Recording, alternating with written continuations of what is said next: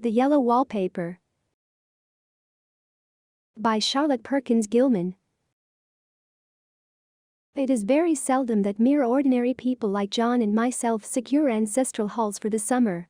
A colonial mansion, a hereditary estate, I would say a haunted house, and reach the height of romantic felicity, but that would be asking too much of fate. Still, I will proudly declare that there is something queer about it. Else, why should it be let so cheaply? And why have stood so long untenanted? John laughs at me, of course, but one expects that in marriage. John is practical in the extreme. He has no patience with faith, an intense horror of superstition, and he scoffs openly at any talk of things not to be felt and seen and put down in figures. John is a physician, and perhaps I would not say it to a living soul, of course, but this is dead paper and a great relief to my mind perhaps. That is one reason I do not get well faster. You see, he does not believe I am sick. And what can one do? If a physician of high standing, and one's own husband, assures friends and relatives that there is really nothing the matter with one, but temporary nervous depression, a slight hysterical tendency, what is one to do? My brother is also a physician, and also of high standing, and he says the same thing. So I take phosphates or phosphites, whichever it is, and tonics, and journeys, and air, and exercise, and am absolutely forbidden to work until I am well again. Personally, I disagree with their ideas.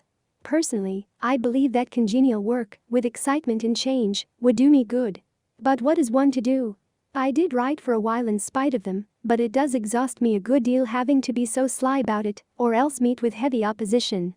I sometimes fancy that in my condition, if I had less opposition and more society and stimulus, but John says the very worst thing I can do is to think about my condition, and I confess it always makes me feel bad. So I will let it alone and talk about the house. The most beautiful place. It is quite alone, standing well back from the road, quite 3 miles from the village. It makes me think of English places that you read about, for there are hedges and walls and gates that lock, and lots of separate little houses for the gardeners and people. There is a delicious garden. I never saw such a garden, large and shady, full of box-bordered paths, and lined with long grape-covered arbors with seats under them. There were greenhouses, too, but they are all broken now. There was some legal trouble, I believe, something about the heirs and co-heirs. Anyhow, the place has been empty for years. That spoils my ghostliness, I am afraid, but I don't care. There is something strange about the house, I can feel it. I even said so to John one moonlight evening, but he said what I felt was a draft, and shut the window. I get unreasonably angry with John sometimes. I'm sure I never used to be so sensitive. I think it is due to this nervous condition. But John says if I feel so I shall neglect proper self-control, so I take pains to control myself before him, at least, and that makes me very tired. I don't like our room a bit. I wanted one downstairs that opened on the piazza and had roses all over the window, and such pretty old-fashioned chintz hangings. But John would not hear of it. He said there was only one window and not room for 2 beds, and no near room for him if he took another. He is very careful and loving, and hardly lets me stir without special direction. I have a scheduled prescription for each hour in the day. He takes all care for me, and so I feel basely ungrateful not to value it more. He said we came here solely on my account, that I was to have perfect rest and all the air I could get. Your exercise depends on your strength, my dear, said he, and your food somewhat on your appetite, but air you can absorb all the time. So we took the nursery, at the top of the house. It is a big airy room, the whole floor nearly, with windows that look all ways, and air and sunshine galore. It was nursery first and then playground and gymnasium, I should judge, for the windows are barred for little children, and there are rings and things in the walls. The paint and paper look as if a boys' school had used it. It is stripped off the paper in great patches all around the head of my bed, about as far as I can reach, and in a great place on the other side of the room low down. I never saw worse paper in my life. One of those sprawling flamboyant patterns committing every artistic sin.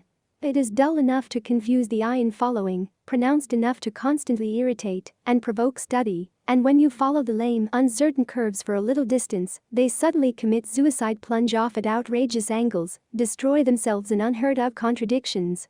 The color is repellent, almost revolting, a smoldering, unclean yellow, strangely faded by the slow-turning sunlight. It is a dull yet lurid orange in some places, a sickly sulfur tint in others. No wonder the children hated it. I should hate it myself if I had to live in this room long. There comes John, and I must put this away. He hates to have me write a word. We have been here 2 weeks, and I haven't felt like writing before, since that first day. I am sitting by the window now, up in this atrocious nursery, and there is nothing to hinder my writing as much as I please, save lack of strength. John is away all day, and even some nights when his cases are serious. I am glad my case is not serious. But these nervous troubles are dreadfully depressing. John does not know how much I really suffer. He knows there is no reason to suffer, and that satisfies him. Of course it is only nervousness. It does weigh on me so not to do my duty in any way. I meant to be such a help to John, such a real rest and comfort, and here I am a comparative burden already. Nobody would believe what an effort it is to do what little I am able to dress and entertain, and order things. It is fortunate Mary is so good with the baby. Such a dear baby. And yet I cannot be with him, it makes me so nervous. I suppose John never was nervous in his life. He laughs at me so about this wallpaper.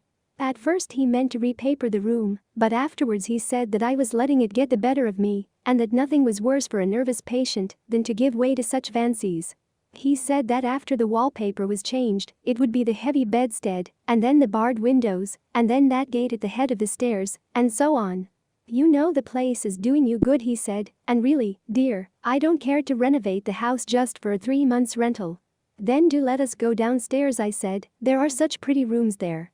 Then he took me in his arms and called me a blessed little goose, and said he would go down cellar if I wished, and have it whitewashed into the bargain. But he is right enough about the beds and windows and things. It is as airy and comfortable a room as anyone need wish, and, of course, I would not be so silly as to make him uncomfortable just for a whim. I'm really getting quite fond of the big room, all but that horrid paper. Out of one window I can see the garden, those mysterious deep-shaded arbors, the riotous old-fashioned flowers, and bushes and gnarly trees. Out of another I get a lovely view of the bay and a little private wharf belonging to the estate. There is a beautiful shaded lane that runs down there from the house. I always fancy I see people walking in these numerous paths and arbors, but John has cautioned me not to give way to fancy in the least. He says that with my imaginative power and habit of story-making, a nervous weakness like mine is sure to lead to all manner of excited fancies, and that I ought to use my will and good sense to check the tendency. So I try. I think sometimes that if I were only well enough to write a little it would relieve the press of ideas and rest me. But I find I get pretty tired when I try. It is so discouraging not to have any advice and companionship about my work. When I get really well, John says we will ask Cousin Henry and Julia down for a long visit, but he says he would as soon put fireworks in my pillowcase as to let me have those stimulating people about now. I wish I could get well faster. But I must not think about that. This paper looks to me as if it knew what a vicious influence it had. There is a recurrent spot where the pattern lolls like a broken neck, and 2 bulbous eyes stare at you upside down. I get positively angry with the impertinence of it and the everlastingness. Up and down and sideways they crawl, and those absurd, unblinking eyes are everywhere. There is one place where 2 breads didn't match, and the eyes go all up and down the line, one a little higher than the other. I never saw so much expression in an inanimate thing before, and we all know how much expression they have. I used to lie awake as a child and get more entertainment and terror out of blank walls and plain furniture than most children could find in a toy store. I remember what a kindly wink the knobs of our big old bureau used to have, and there was one chair that always seemed like a strong friend. I used to feel that if any of the other things looked too fierce, I could always hop into that chair and be safe. The furniture in this room is no worse than inharmonious, however, for we had to bring it all from downstairs. I suppose when this was used as a playroom they had to take the nursery things out, and no wonder. I never saw such ravages as the children have made here. The wallpaper, as I said before, is torn off in spots, and it sticketh closer than a brother. They must have had perseverance as well as hatred. Then the floor is scratched and gouged and splintered, the plaster itself is dug out here and there, and this great heavy bed, which is all we found in the room, looks as if it had been through the wars. But I don't mind it a bit, only the paper. There comes John's sister. Such a dear girl as she is, and so careful of me. I must not let her find me writing. She is a perfect, an enthusiastic housekeeper, and hopes for no better profession. I verily believe she thinks it is the writing which made me sick. But I can write when she is out, and see her a long way off from these windows. There is one that commands the road, a lovely, shaded, winding road, and one that just looks off over the country. A lovely country, too, full of great elms and velvet meadows. This wallpaper has a kind of sub-pattern in a different shade, a particularly irritating one, for you can only see it in certain lights, and not clearly then. But in the places where it isn't faded, and where the sun is just so, I can see a strange, provoking, formless sort of figure that seems to sulk about behind that silly and conspicuous front design. There's Sister on the stairs. Well, the 4th of July is over. The people are gone and I am tired out. John thought it might do me good to see a little company, so we just had Mother and Nellie and the children down for a week. Of course I didn't do a thing. Jenny sees to everything now. But it tired me all the same. John says if I don't pick up faster he shall send me to Weir Mitchell in the fall. But I don't want to go there at all. I had a friend who was in his hands once, and she says he is just like John and my brother, only more so. Besides, it is such an undertaking to go so far. I don't feel as if it was worthwhile to turn my hand over for anything, and I'm getting dreadfully fretful and querulous. I cry at nothing, and cry most of the time. Of course I don't when John is here, or anybody else, but when I am alone. And I am alone a good deal just now. John is kept in town very often by serious cases, and Jenny is good and lets me alone when I want her to. So I walk a little in the garden or down that lovely lane, sit on the porch under the roses, and lie down up here a good deal. I'm getting really fond of the room in spite of the wallpaper. Perhaps because of the wallpaper. It dwells in my mind so. I lie here on this great immovable bed, it is nailed down, I believe, and follow that pattern about by the hour. It is as good as gymnastics, I assure you. I start, we'll say, at the bottom, down in the corner over there where it has not been touched, and I determine for the 1000th time that I will follow that pointless pattern to some sort of a conclusion. I know a little of the principle of design, and I know this thing was not arranged on any laws of radiation, or alternation, or repetition, or symmetry, or anything else that I ever heard of. It is repeated, of course, by the breadths, but not otherwise. Looked at in one way each breadth stands alone, the bloated curves and flourishes a kind of debased Romanesque with delirium tremens go waddling up and down in isolated columns of fatuity. But, on the other hand, they connect diagonally, and the sprawling outlines run off in great slanting waves of optic horror, like a lot of wallowing seaweeds in full chase. The whole thing goes horizontally, too, at least it seems so, and I exhaust myself in trying to distinguish the order of its going in that direction. They have used a horizontal bread for a frieze, and that adds wonderfully to the confusion.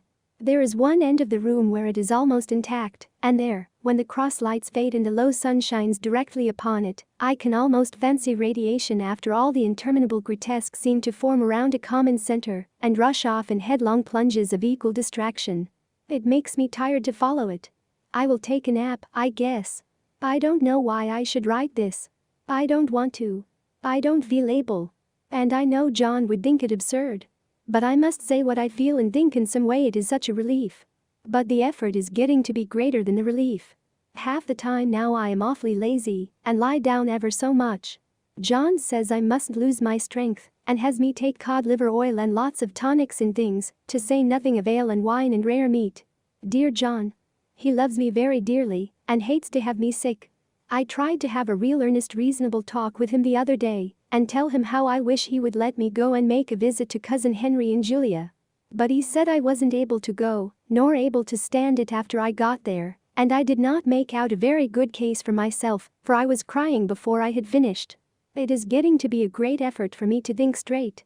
Just this nervous weakness, I suppose. And dear John gathered me up in his arms, and just carried me upstairs and laid me on the bed, and sat by me and read to me till it tired my head. He said I was his darling and his comfort and all he had, and that I must take care of myself for his sake, and keep well. He says no one but myself can help me out of it, that I must use my will and self-control, and not let any silly fancies run away with me. There's one comfort, the baby is well and happy, and does not have to occupy this nursery with the horrid wallpaper. If we had not used it, that blessed child would have. What a fortunate escape. Why, I wouldn't have a child of mine, an impressionable little thing, live in such a room for worlds. I never thought of it before, but it is lucky that John kept me here after all. I can stand it so much easier than a baby, you see. Of course I never mention it to them anymore, I am too wise, but I keep watch of it all the same. There are things in that paper that nobody knows but me, or ever will. Behind that outside pattern the dim shapes get clearer every day. It is always the same shape, only very numerous. And it is like a woman stooping down and creeping about behind that pattern. I don't like it a bit. I wonder, I begin to think I wish John would take me away from here.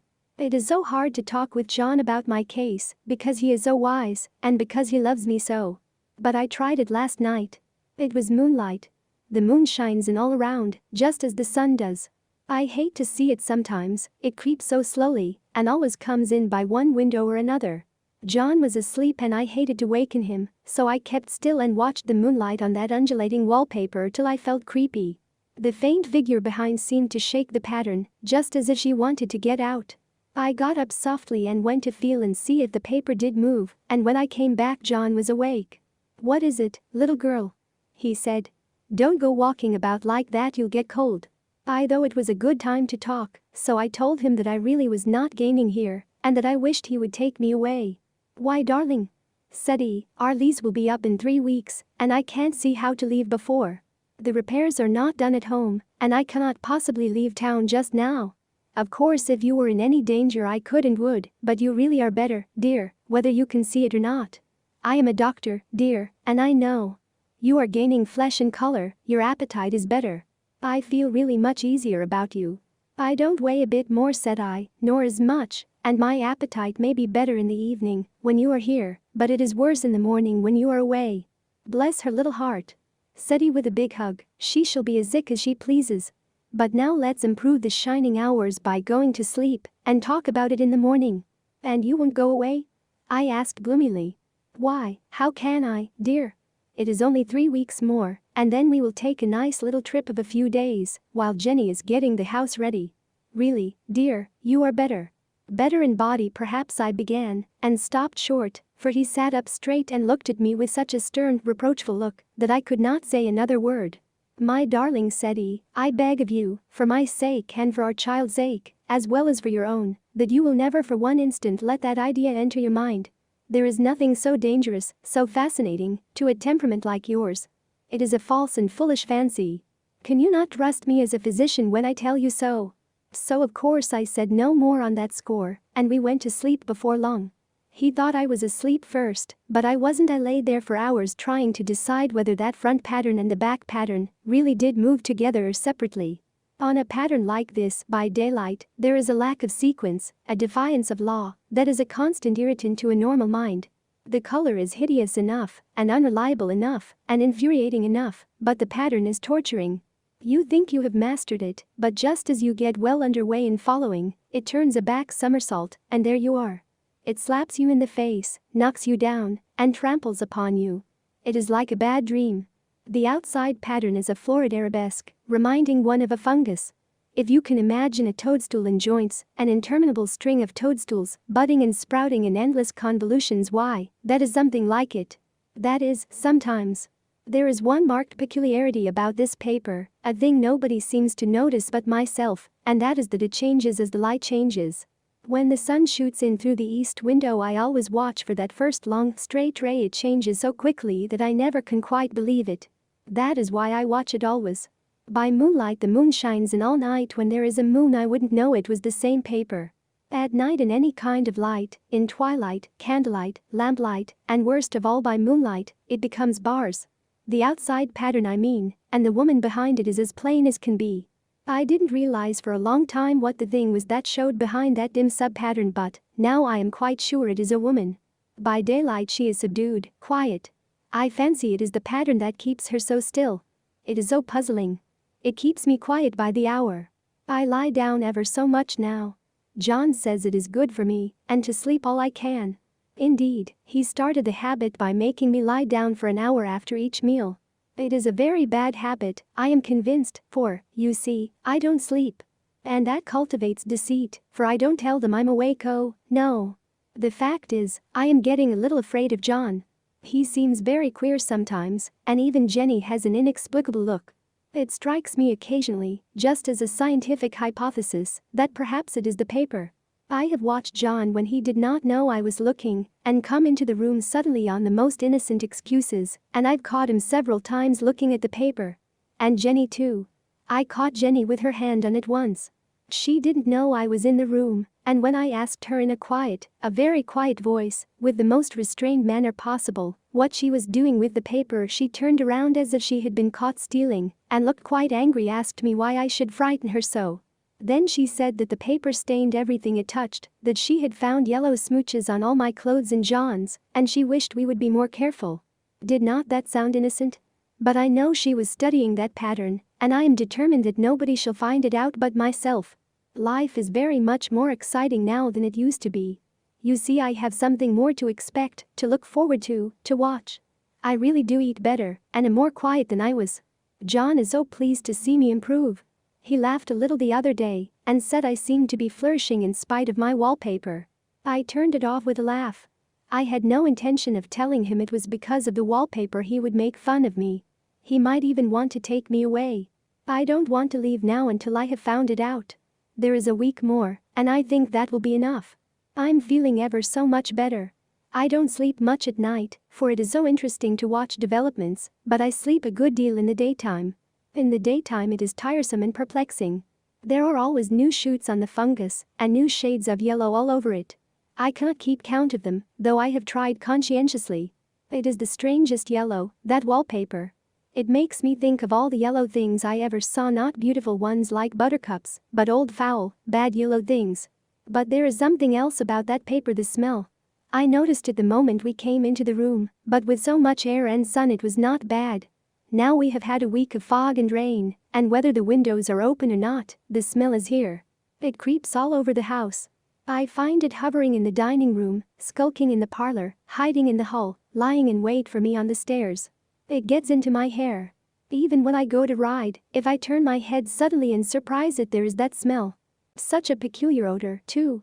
I have spent hours in trying to analyze it, to find what it smelled like. It is not bad at first, and very gentle, but quite the subtlest, most enduring odor I ever met. In this damp weather it is awful. I wake up in the night and find it hanging over me. It used to disturb me at first. I thought seriously of burning the house to reach the smell. But now I am used to it. The only thing I can think of that it is like is the color of the paper. A yellow smell. There is a very funny mark on this wall, low down, near the mopboard. A streak that runs round the room. It goes behind every piece of furniture, except the bed, a long, straight, even smooch, as if it had been rubbed over and over. I wonder how it was done and who did it, and what they did it for. Round and round and round, round and round and round, it makes me dizzy. I really have discovered something at last. Through watching so much at night, when it changes, I have finally found out. The front pattern does move, and no wonder. The woman behind shakes it. Sometimes I think there are a great many women behind, and sometimes only one, and she crawls around fast, and her crawling shakes it all over. Then in the very bright spots she keeps still, and in the very shady spots she just takes hold of the bars and shakes them hard. And she is all the time trying to climb through. But nobody could climb through that pattern, it strangles. I think that is why it has so many heads. They get through, and then the pattern strangles them off and turns them upside down, and makes their eyes white. If those heads were covered or taken off, it would not be half so bad. I think that woman gets out in the daytime. And I'll tell you why. Privately I've seen her. I can see her out of every one of my windows. It is the same woman, I know, for she is always creeping, and most women do not creep by daylight. I see her on that long shaded lane, creeping up and down. I see her in those dark grape arbors, creeping all around the garden. I see her on that long road under the trees, creeping along, and when a carriage comes she hides under the blackberry vines. I don't blame her a bit. It must be very humiliating to be caught creeping by daylight. I always lock the door when I creep by daylight. I can't do it at night, for I know John would suspect something at once. And John is so queer now that I don't want to irritate him. I wish he would take another room. Besides, I don't want anybody to get that woman out at night but myself. I often wonder if I could see her out of all the windows at once. But, turn as fast as I can only see out of one at one time. And though I always see her, she may be able to creep faster than I can turn. I have watched her sometimes away off in the open country, creeping as fast as a cloud shadow in a high wind. If only that top pattern could be gotten off from the under one. I mean to try it, little by little. I have found out another funny thing, but I shan't tell it this time. It does not do to trust people too much. There are only 2 more days to get this paper off, and I believe John is beginning to notice. I don't like the look in his eyes. And I heard him ask Jenny a lot of professional questions about me. She had a very good report to give. She said I slept a good deal in the daytime. John knows I don't sleep very well at night, for all I'm so quiet. He asked me all sorts of questions, too, and pretended to be very loving and kind. As if I couldn't see through him. Still, I don't wonder he acts so, sleeping under this paper for 3 months. It only interests me, but I feel sure John and Jenny are secretly affected by it. Hurrah! This is the last day, but it is enough. John is to stay in town overnight and won't be out until this evening. Jenny wanted to sleep with me, the sly thing. But I told her I should undoubtedly rest better for a night all alone. That was clever, for really I wasn't alone a bit. As soon as it was moonlight and that poor thing began to crawl and shake the pattern, I got up and ran to help her. I pulled and she shook, I shook and she pulled, and before morning we had peeled off yards of that paper. A strip about as high as my head and half around the room. And then when the sun came and that awful pattern began to laugh at me, I declared I would finish it today. We go away tomorrow, and they are moving all my furniture down again to leave things as they were before. Jenny looked at the wall in amazement, but I told her merely that I did it out of pure spite at the vicious thing. She laughed and said she wouldn't mind doing it herself, but I must not get tired. How she betrayed herself that time. But I am here, and no person touches this paper, but me not alive. She tried to get me out of the room, it was too patent. But I said it was so quiet and empty and clean now that I believed I would lie down again and sleep all I could, and not to wake me even for dinner I would call when I woke. So now she is gone, and the servants are gone, and the things are gone, and there is nothing left but that great bedstead nailed down, with the canvas mattress we found on it. We shall sleep downstairs tonight, and take the boat home tomorrow. I quite enjoy the room, now it is bare again. How those children did tear about here. This bedstead is fairly gnawed. But I must get to work. I have locked the door and thrown the key down into the front path. I don't want to go out, and I don't want to have anybody come in till John comes. I want to astonish him. I've got a rope up here that even Jenny did not find. If that woman does get out and tries to get away, I can tie her. But I forgot I could not reach far without anything to stand on. This bed will not move. I tried to lift and push it until I was lame, and then I got so angry I bit off a little piece at one corner, but it hurt my teeth. Then I peeled off all the paper I could reach standing on the floor. It sticks horribly, and the pattern just enjoys it. All those strangled heads and bulbous eyes and waddling fungus growths just shriek with derision. I am getting angry enough to do something desperate. To jump out of the window would be admirable exercise, but the bars are too strong even to try. Besides, I wouldn't do it. Of course not. I know well enough that a step like that is improper and might be misconstrued. I don't like to look out of the windows, even there are so many of those creeping women, and they creep so fast. I wonder if they all come out of that wallpaper as I did? But I am securely fastened now by my well-hidden rope. You don't get me out in the road there.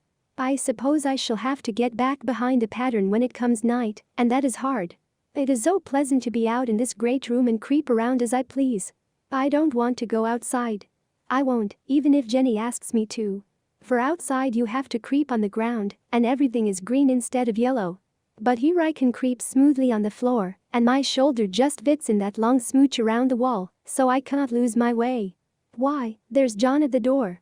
It is no use, young man, you can't open it. How he does call and pound. Now he's crying for an axe. It would be a shame to break down that beautiful door. John dear, said I in the gentlest voice, the key is down by the front steps, under a plantain leaf. That silenced him for a few moments. Then he said very quietly indeed, open the door, my darling. I can't, said I. The key is down by the front door under a plantain leaf. And then I said it again, several times, very gently and slowly, and said it so often that he had to go and see, and he got it, of course, and came in. He stopped short by the door. What is the matter? He cried. For God's sake, what are you doing? I kept on creeping just the same, but I looked at him over my shoulder. I've got out at last, said I, in spite of you and Jane. And I've pulled off most of the paper, so you can't put me back. Now why should that man have fainted? But he did, and right across my path by the wall, so that I had to creep over him every time.